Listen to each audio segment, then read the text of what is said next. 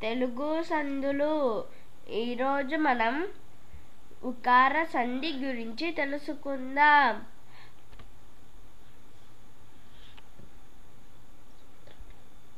ఉకార సంధి సూత్రము: ఉత్తునకు అచ్చు పరమైనప్పుడు సంధి ఏకాదేశముగను.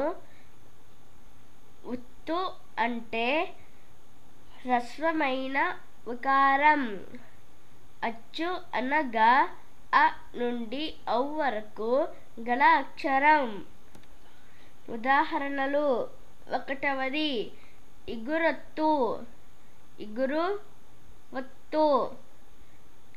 రెండవది క్షేత్రమైన, క్షేత్రము అయిన.